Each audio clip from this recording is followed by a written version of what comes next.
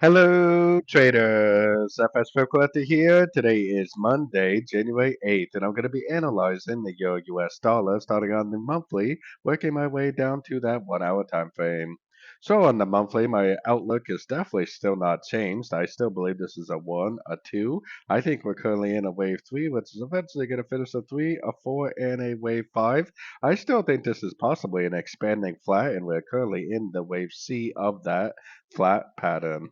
So let's take a look at it on the weekly time frame. On the weekly time frame, I still believe this first push up is a 1. Even though this is a way higher high, it makes sense for this to be an expanding flat wave 2. 3 waves down, 3 waves up, 5 waves down. It definitely fits the characteristics of an expanding flat, which means that this push up right here is probably the beginning of a wave 3, which I do believe on these higher time frames is going to continue to make higher highs, higher lows to form that pattern like I was showing on the monthly time frame. Taking it down to the daily time frame, I mean, it definitely looks like a 1, 2, 3, 4, and 5 pattern. It could be a complete wave 1 of 3. If it is a complete 1 of 3, then it potentially would make a pretty good sized correction, maybe even a 50, 61% might even be more likely. So that way it would take out the low wave 4, finishing off at ABC of 2, and then potentially going back up for wave 3. Like I said, this is probably all of wave 3 on the weekly and on the monthly. So that means this is probably a 1 of 3, a 2 of 3, and eventually a wave 3 of wave 3. So let's take it down to the 4 hour time frame. On the 4 hour time frame, we definitely have what looks like almost a perfect downtrend right here. Probably is a wave A.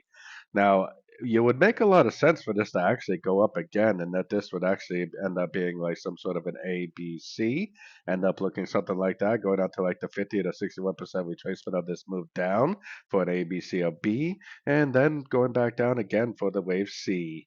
Now, we do have CPI coming out this week for the dollar on Thursday, so whatever's going to happen to these in the first few days of the week is definitely going to be setting itself up for the CPI news on Thursday.